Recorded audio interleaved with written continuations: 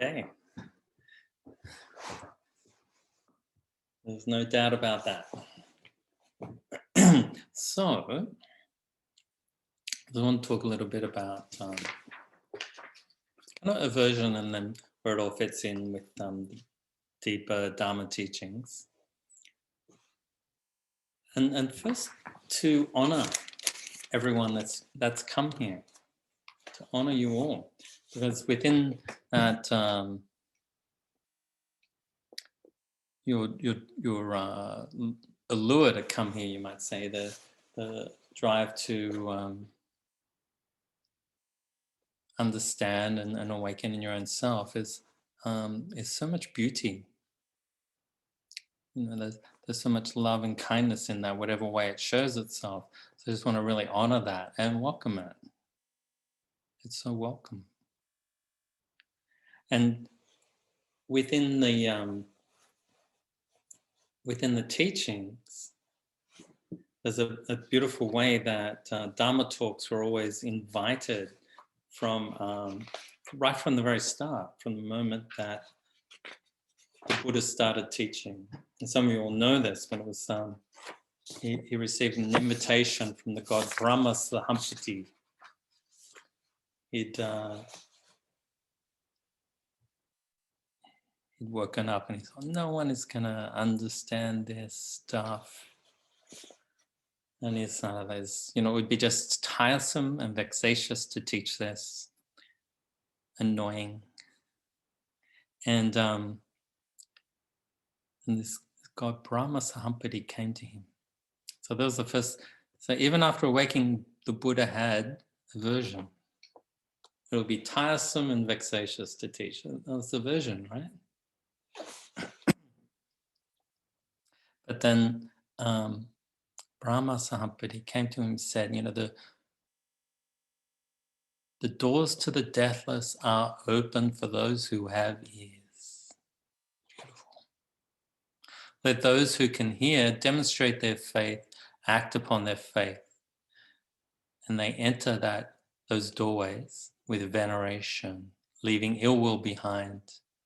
The beings in Magadha, where he was living, they will listen. So we could say the beings in Melbourne or wherever you are right now, listening. And I always find that really inspiring to hear those words or to read them. Doors to the deathless are open. And so why we study things like aversion and how it works is that, well, this is the door. This is the door. And this is the door and we need to open and understand. It's a gateway. And it's up to each of us to understand, well, how do we hold that gate shut? What sort of dogged determination do we use to hold that shut? What sort of resentment or is this plain hatred do we use?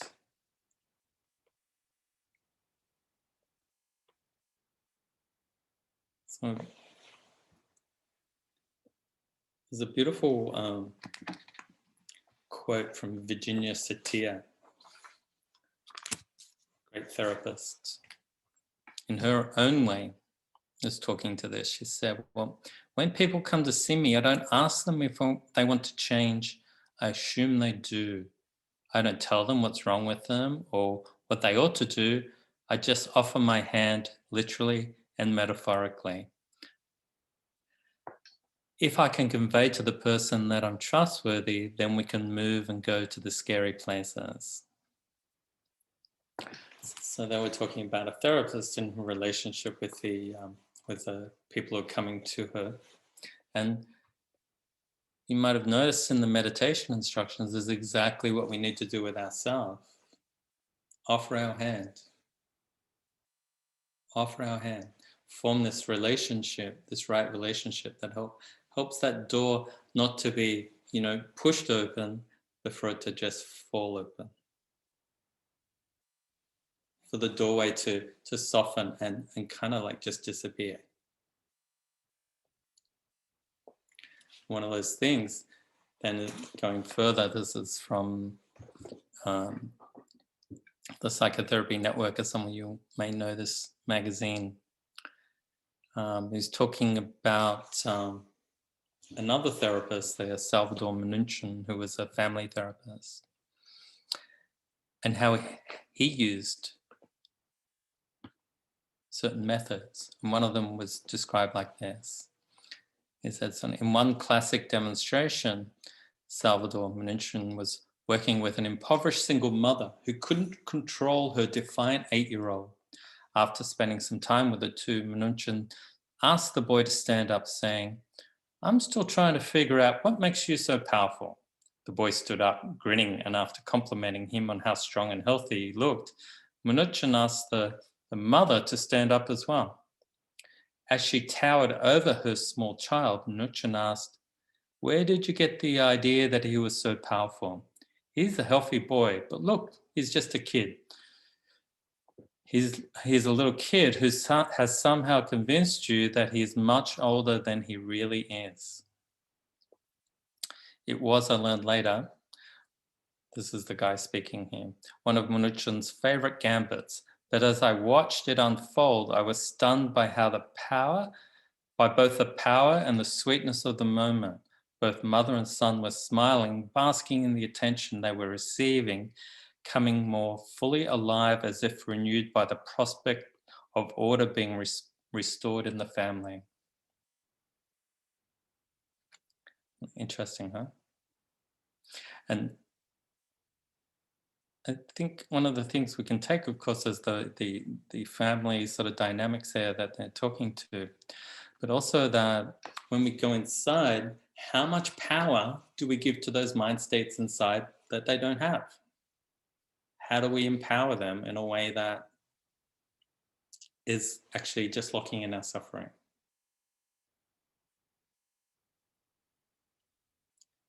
Question to ask yourself, how do we lock that in?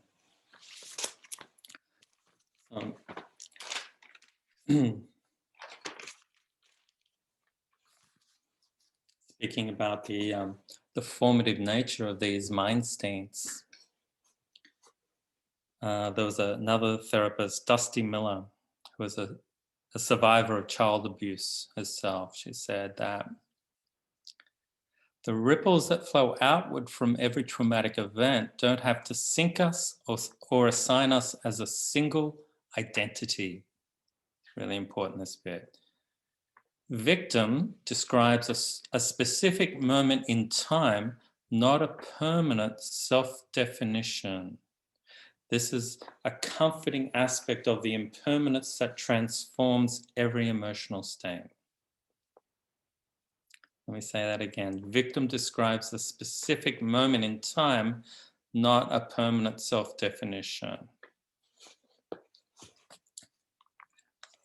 So this thing about our relationship to what's happening is just so vital, a relationship. Again, on Salmonuchin, talking about his experience later in life, he said, "I'm always saying to people in one way or another, there are more possibilities in you than you think. Let us find a way to help you become less narrow." And very sweet. So the role of spiritual friendship, it's helping each other to be less narrow around our suffering, around our tightness, around those areas where we're just right about things, right? He went on to say, reflecting on his long career, he said, "I've failed in many ways, as many clinicians do, but when you fail, your certainty is transformed into questioning. I still see myself as an expert, but I know my truths are partial truths. And my style of intervening is partial. Perhaps real wisdom is the uncertainty of the expert." Kind of like Zen, huh? The real wisdom of not knowing. Not knowing. And through not knowing, we can come to know in a different way. Doors of the Deathless. I keep an eye on the time. So ways that we can get stuck in knowing. I just shared these last week. These come from Coda. Some of you may know that. Codependence Anonymous, another branch of AA, were one of the ones that went off and formed their own way, similar with 12 steps, but they have a slightly different approach. They had some thoughts for reflection on this. I read these out last week. For anyone who was there, please tune in your beginner's mind right now. Do I drive away or make it difficult for people to get to know me? Pushing away, pushing people away. How? Do I avoid others in order to feel safe? How do I do that? Which of my patterns or beliefs cause me to isolate? So you might even notice that how we isolate from our experience or put experience away in a box somehow inside. Yeah. Do I stay without social activities for extended periods of time? Well, in Melbourne at the moment, yes, you do. So there's not much we can do around that. Does being with others exhaust me, even if I like them? Do I have a hard time playing or having fun with others? For those who get too serious about the spiritual path. Good questions, right? So, and it goes on. Do I feel superior, inferior to myself, to set myself apart from others? Myself above others or below others? And for those perennially single people, am I mainly attracted to unavailable people? People way overseas or something like that.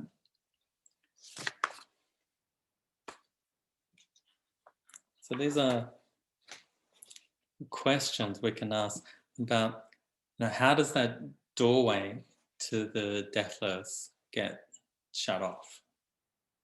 How do I shut myself down, the possibilities of life? Max Fisher, or Ludwig Max Fisher, is a translator. He's translated some work of Hermann Hesse. Some of you may know. Love a lovely book of poetry, Hermann Hesse, Seasons of the Soul. His introduction is just as good as anything Hermann Hesse is doing, very beautiful. He writes here, is it not amazing how many ways we invented to run from love? Some of the most common defense systems against love are irony, cynicism, criticism, and abstract theories, which all lead to superior, objective, untouchable positions and unassailable perspectives. But eventually, an aching longing and increasingly vulnerable loneliness will make us leave these cherished states of elevated righteousness. Before long, hopefully, the call of love will knock on the doors of our control towers, where we hide frightened and isolated in the fake cocoon of well-insulated invulnerability. I love reading that part. Max Ludwig Fisher, beautiful book, The Seasons of the Soul. And this is one of the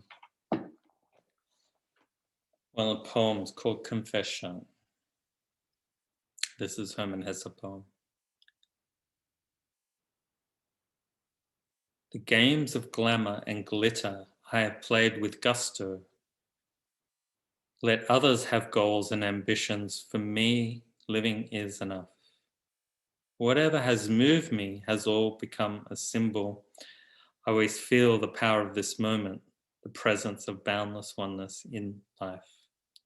To make my life inspired and abundant, I read in life's open book of symbols, because now I have that depth within me. My eternal, changeless essence is at peace. Of course, any good Buddhist would say, well, it's not his eternal essence, but let's not quibble about that. I think you'll get the point. Eternal essence is at peace. So the deathless, then, it's interesting, like, it's not like, we go down to the cafe and we talk about deathlessness, do we? Generally, it doesn't kind of happen in our culture. It's not an everyday sort of thing. We don't talk about the unconditioned so much, the non-dual, the amata Dharma, the deathless Dharma. And unless it's something that we really turn to, it can seem a little bit irrelevant and not so important, a bit distant.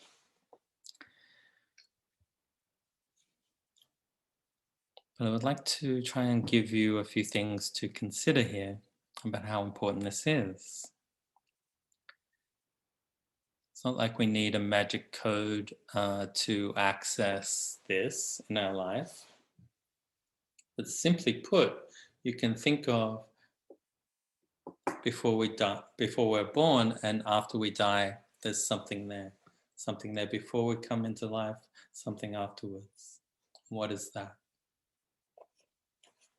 When I was in primary school, I had a young friend who was somehow in touch with this, and he asked me, what is it that makes the grass alive, the trees alive, kids alive, the dogs? What is that? He planted that question. I don't know where it came from in him, but it planted that, and it just stayed with me. What is it? What is it that brings these bodies alive, everything alive, creates form? And it's kind of hard to conceptualize, but you can also think of it like this, like light has qualities, bright, dim, some sort of color. You could say sometimes you have form, but light doesn't weigh anything. You can't measure it in lots of ways. It doesn't have a mass, and yet it exists, but you can't grasp it. You can't hold on to it. It's ungraspable. And this is kind of like awareness. This is like that. We don't puzzle over light, it's just there. Unless we turn towards the deathless, it's hard to see. You have to turn towards it to get a sense of it. And it's like awareness of awareness is one of the meditations that we use. And like the instructions in that meditation, which came from a friend of mine, Jaya Ashmore, we have to give it time. We have to allow it to flower in its own time.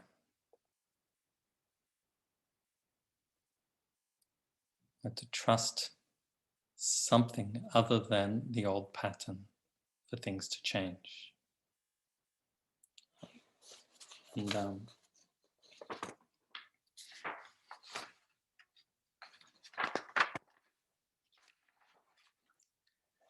doing that's kind of like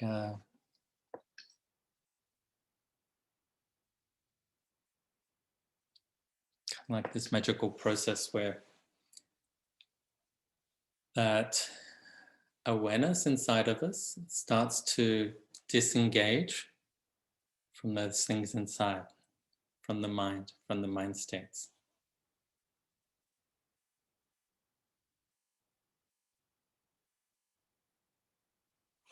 And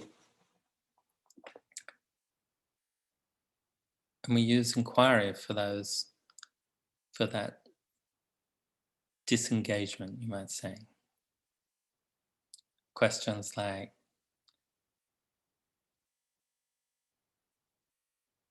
do we really have gender?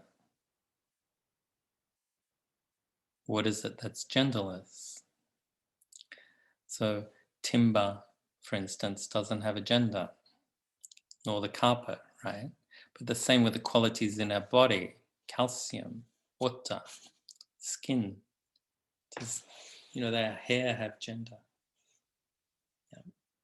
Does the blood have gender? This is how we start to question the nature of reality. Do the atoms in the body have gender? And so, and then one of the first things that we look at in the path is the sense of self. It's not often taught like that. Often it's mindfulness, mindfulness, mindfulness.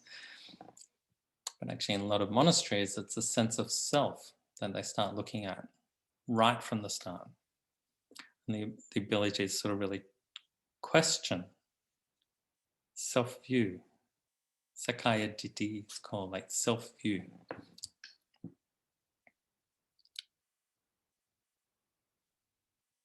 What is that view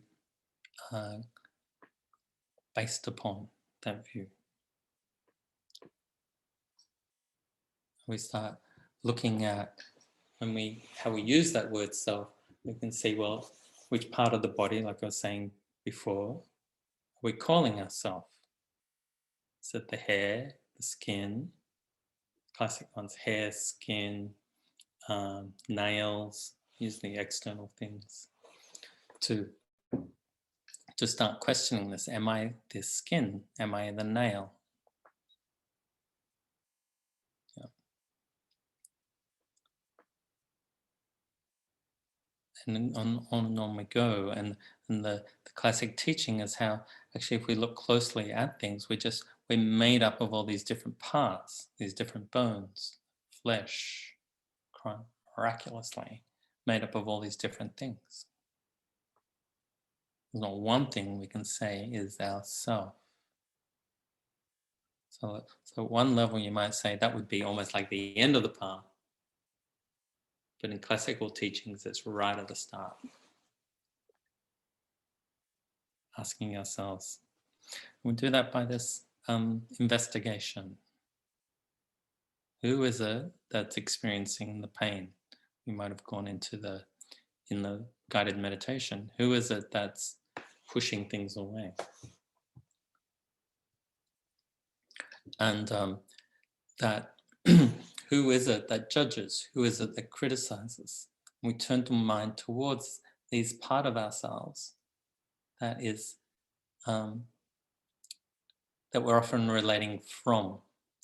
We're often relating from these parts, but the trick is to start relating to them. So they're not controlling us. Relate to them rather than from them.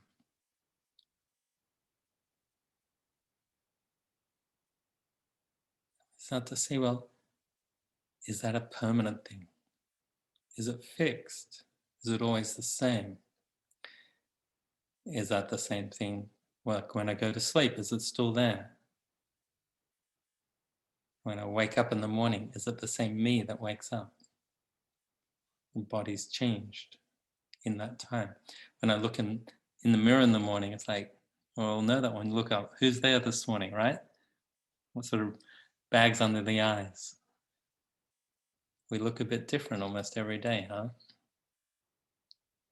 So this is the path.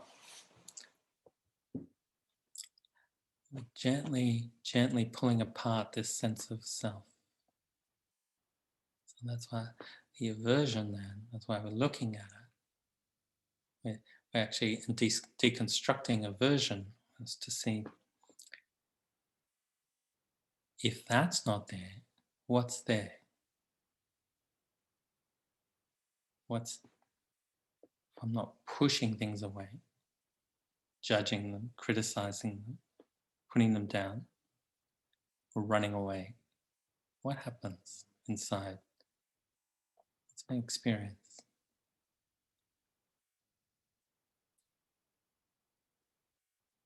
And then, depending on what's there, then perhaps what skills might I need to develop? What might I develop to help me face this unknown in a different way?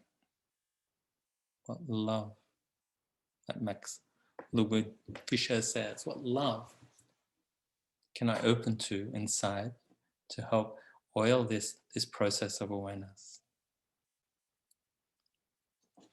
So finally, just a few words from a teacher from India who died in the early 80s, Anandamayi Ma.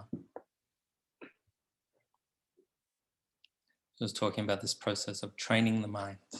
The same in Hindu tradition, Buddhist tradition, whatever spiritual tradition, there's this way that we need to train the mind in a certain way. So she was asked by someone, I think this is actually her husband, Hari Prasanna Mukherjee. He asked, he said, Ma, we often see that we play into the power of our instincts willy-nilly. What is the remedy for that? And she said, yeah, we do. And the mind is sometimes subjugated by the instincts in spite of itself. So as a remedial measure, provisions have to be made against the mind's subjugation. But when one is ready, when one is eager, these provisions and their implementation can be taken care of. And Hari said, but good ideas and faculties will not be activated so long as there is a hangover from the past. Right? A hangover from the past, meaning how all our bad habits come into the present moment, all the things from the past that we're not dealt with come to the present moment. And Ma replies, yeah, but you educated children sometimes and often against their will. Some such measure will have to be adopted here as well. In other words, we have to educate ourselves against our will sometimes. Children are often averse to studies. They are much fonder of play than of studies. In their case, you do not wait till they have played themselves out of their fascination for games before undertaking their education. As you sometimes forcibly educate children despite their inclination for games, so it is with religious practices. Thinking to myself, even after I've been born as a human being, this rare gift from the divine, my days are being frittered away in doing nothing. Continuing this way, I shall not be able to realize God, the divine, or whatever you want to call it, and must then submit as a result of this frittering to various sufferings and being plowed back again and again into the cycle of birth and death and suffering. Ruminating in this way, one should develop a relish for the divine. They say the divine names, so that mantra basically is their path. So there's this thing of understanding, if I don't train the mind here, if I don't turn the mind and train the mind in a certain way, what are the results of that? What are the consequences? What do I leave myself open to? Being blown around by the winds of karma, they say. Winds of karma being the forces inside I was just talking about.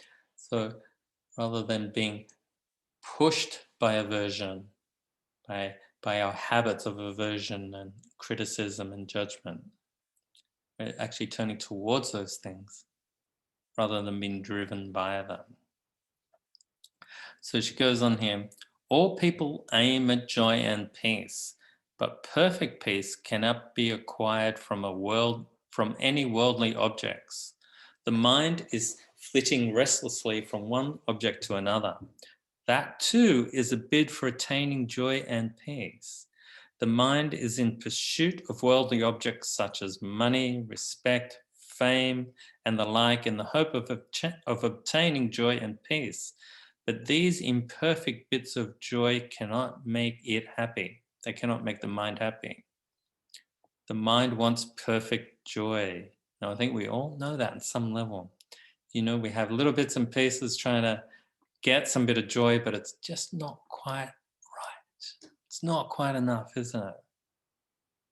We always want the perfect peace. And the mind is restless because it does not get it. So she says, so offer good food to the mind. Good food. And here in those traditions, that's kirtan, meditation, mantra. But what is it for you? What's your spiritual path that brings you alive? There's the food for the mind.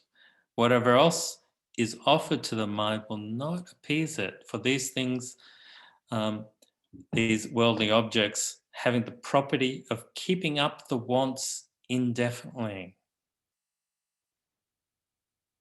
So to get that, the distractions and other things that are not really bringing peace of mind, they keep these wants going indefinitely. This is so important. Think we'll get satisfied, but doing it actually does it lead to more craving, more unhappiness. So finishing off, she says, only acquisition of the supreme wealth, which is the Brahma Vidya. That means just knowledge of the deathless, knowledge of the divine. That puts all of this fight, I would say too, puts an end to all these wants. And this wealth installs a woman, I change that, on the broad base of her true nature. This wealth, it installs you on the broad base of your true nature. So engaged in spiritual practice, one should not give way to despair. The mind should always be encouraged with the thought that even if a dullard can become a great scholar through studies, why should I not be able to attain this realization if I strive diligently? Ananda Mahima. You can look her up online, you'll probably find talks and things, beautiful teachings. So a little encouragement, strive, don't give up. Don't give up. Find those places where the heart's nourished, where your whole being is nourished. Keep going. I know for some of you, you can't stop. That's great. But don't give up. And sure enough, change will come. It will. So may you all meet the Buddha with every step. May you all find harmony in the heart. May you all find peace in your spiritual practice.